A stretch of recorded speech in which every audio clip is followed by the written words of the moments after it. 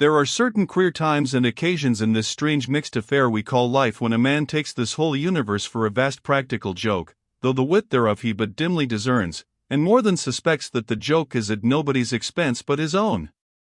However, nothing dispirits, and nothing seems worth while disputing. He bolts down all events, all creeds, and beliefs, and persuasions, all hard things visible and invisible, never mind how knobby, as an ostrich of potent digestion gobbles down bullets and gunflints.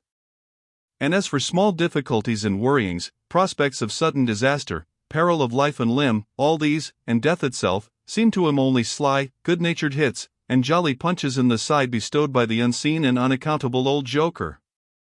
That odd sort of wayward mood I am speaking of, comes over a man only in some time of extreme tribulation. It comes in the very midst of his earnestness, so that what just before might have seemed to him a thing most momentous, now seems but a part of the general joke.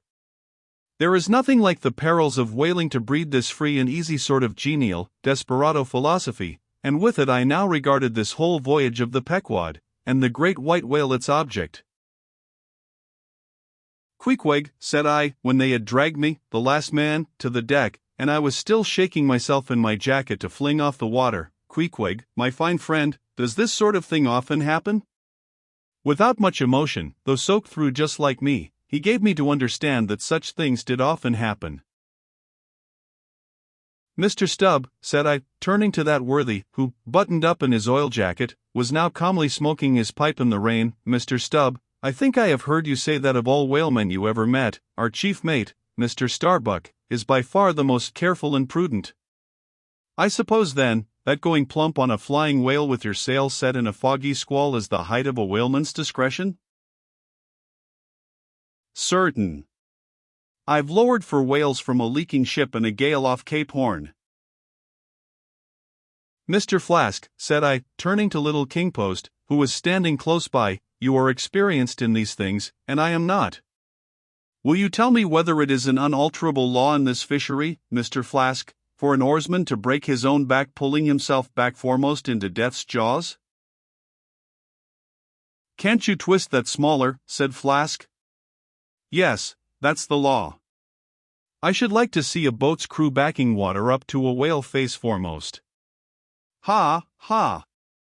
The whale would give them squint for squint, mind that." Here then, from three impartial witnesses, I had a deliberate statement of the entire case. Considering, therefore, that squalls and capsizings in the water and consequent bivouacs on the deep were matters of common occurrence in this kind of life, considering that at the superlatively critical instant of going on to the whale I must resign my life into the hands of him who steered the boat, oftentimes a fellow who at that very moment is in his impetuousness upon the point of scuttling the craft with his own frantic stampings, considering that the particular disaster to our own particular boat was chiefly to be imputed to Starbuck's driving onto his whale almost in the teeth of a squall, and considering that Starbuck, notwithstanding, was famous for his great heedfulness in the fishery, considering that I belonged to this uncommonly prudent Starbuck's boat, and finally considering in what a devil's chase I was implicated, touching the white whale, taking all things together, I say, I thought I might as well go below and make a rough draft of my will.